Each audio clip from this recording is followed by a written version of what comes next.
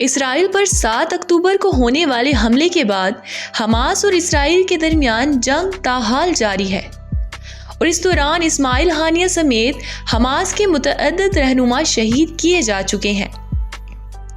Hamas کے سیاسی wing کے سربراہ اسماعیل ہانیہ ایران کے دارالحکومت تہران میں نئے ایرانی صدر مسعود پزشکیان کی تقریب حلف برداری میں شرکت کے لیے موجود تھے جب وہ ایک فضائی حملے میں شہید ہوئے۔ ایران نے اسماعیل ہانیہ کی ہلاکت کی ذمہ داری اسرائیل پر عائد کی ہے، تاہم اسرائیل کی جانب سے تاحال اس دعوے کی تردید یا تصدیق نہیں کی گئی۔ دوسری جانب اسرائیلی فوج کا کہنا ہے کہ حماس کی عسکری سرگرمیوں کے سربراہ محمد الزیف کی گزشتہ ماہ غزہ کی پٹی میں ایک فضائی حملے میں شہادت کی تصدیق ہو گئی ہے۔ القسام بریگیڈ کے قائد محمد الزیف کو 13 جولائی کو خان یونس کے علاقے الموازی میں ایک عمارت پر حملے میں نشانہ بنایا گیا تھا، تاہم حماس نے ابھی تک ان کی موت کی بھی تصدیق نہیں کی۔ غزہ میں اسرائیل اور حماس سمیت دیگر فلسطینی مسلح دھڑوں کے درمیان جنگ اس وقت سے جاری ہے جب مولوی احمد یاسین نے سن 1987 میں حماس کی بنیاد رکھی تھی۔ اس تنظیم کے قیام کے بعد اسرائیل اور حماس کے درمیان ایک محاذ آرائی شروع ہوئی جس نے تشدد، قتل و غارت اور خودکش حملوں کے سلسلے کو جنم دیا۔ حماس نے اسرائیل کے اندر درجنوں خودکش کاروائیاں کی۔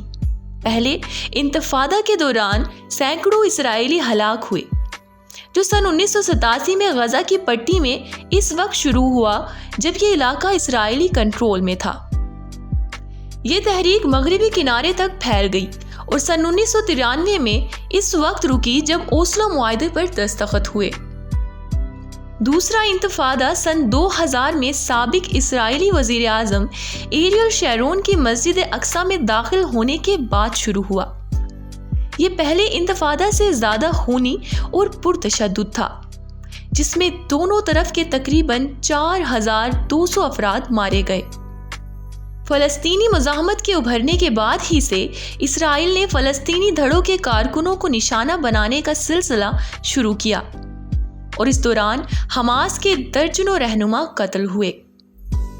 یہ کارروائیاں اسرائیل اور فلسطین لبریشن آرگنائزیشن کے درمیان امن مذاکرات کے دوران عارضی طور پر روک دی گئی تھیں۔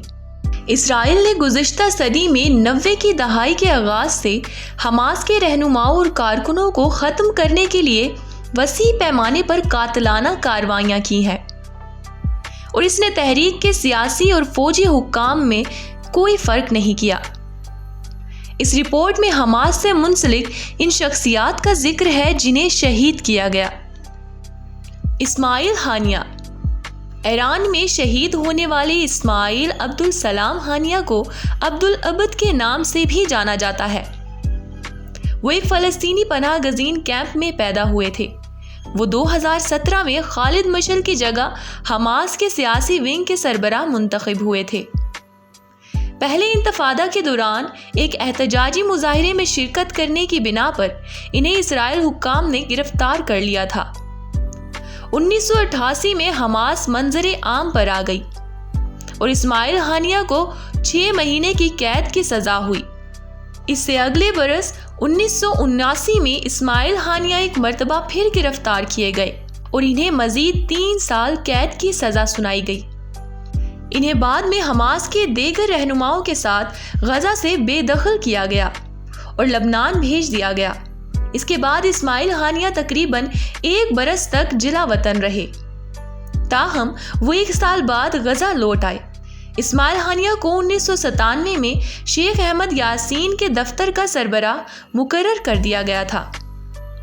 فروری سن 2006 میں حماس نے انہیں فلسطین کے وزیر اعظم کے عہدے کے لیے نامزد کیا اور اسی ماہ کی 20 تاریخ کو انہوں نے یہ عہدہ سنبھال لیا۔ سن 2006 میں اسرائیلی فوج کے ہیلی کاپٹروں نے وزیر اعظم اسماعیل ہانیہ کے دفاتر کو نشانہ بھی بنایا۔ اس حملے میں 3 محافظ زخمی ہوئے، لیکن اسماعیل ہانیہ اس وقت وہاں موجود نہیں تھے۔ اسماعیل ہانیہ نے اس عمل کو غیر آئینی قرار دیتے ہوئے کہا تھا کہ ان کی حکومت فلسطینی عوام کے لیے کام کرتی رہے گی۔ اسماعیل ہانیہ نے 16 سال کی عمر میں اپنی کزن امل ہانیہ سے شادی کی اور ان کے 13 بچے تھے۔ ان کے 8 بیٹوں میں سے 3 بیٹے، 4 پوتے اور پوتیاں 10 اپریل 2024 کو غزہ کی پٹی پر عید کے دن ہونے والی ایک اسرائیلی فضائی حملے میں شہید ہوئے تھے۔ عماد عقل۔ عماد حسن ابراہیم عقل 19 جون سن 1971 کو شمالی غزہ پٹی کے جبالیہ مہاجر کیمپ میں پیدا ہوئے۔ ان کے والد کیمپ کے شہداء مسجد میں بطور مؤذن مقرر تھے۔ 1988 میں اسرائیل حکام نے انہیں حماس سے تعلق کے الزام میں 1.5 سال کے لیے گرفتار کیا تھا۔ جبل سے نکلنے کے بعد وہ اپنی سابقہ سرگرمیوں کی طرف واپس آ گئے اور 1990 میں 1.5 ماہ کے لیے دوبارہ گرفتار ہوئے۔ اس کے بعد وہ حماس سے وابستہ رہے اور اسد الدین القسام بریگیڈ۔ اس کے بعد عماد عقل نے مغربی کنارے میں اسرائیل فوجیوں اور آباد کاروں کے خلاف فوجی کارروائیوں میں شرکت کی۔ انہوں نے درجنوں عسکری آپریشنز کیے اور فوجیوں اور آباد کاروں سمیت 14 افراد کو ہلاک کیا۔ نومبر 1993 کو اسرائیل کے فوجی اہلکاروں نے غزہ کے علاقے شجاعیہ محلے میں واقع ایک مکان کو گھیرے میں لے لیا جہاں عماد عقل چھپے ہوئے تھے۔ اس کارروائی کے دوران حماس کے رہنما نے فرار ہونے کی کوششیں کی، لیکن اسرائیلی سیکیورٹی فورسز نے انہیں اور ان کے ایک معاون کو شہید کر دیا۔ حماس نے 2009 میں عماد عقل کی زندگی پر ایک فلم بنائی تھی جس کا عنوان تھا عماد عقل مزاحمت کی کہانی۔ یحییٰ عیاش۔ یحییٰ عیاش کا شمار اسد الدین القسام بریگیڈ کے سبب سے نمایاں اور اہم عسکری رہنماؤں میں ہوتا ہے جنہیں اسرائیل نے شہید کیا۔ ان پر یہ الزام لگایا گیا تھا کہ وہ اسرائیل کے اندر خودکش کارروائیوں، بم دھماکوں اور درجنوں اسرائیلیوں کی ہلاکت کے ذمہ دار ہیں۔ یحییٰ عیاش سن 1966 میں شمالی مغربی کنارے میں پیدا ہوئے۔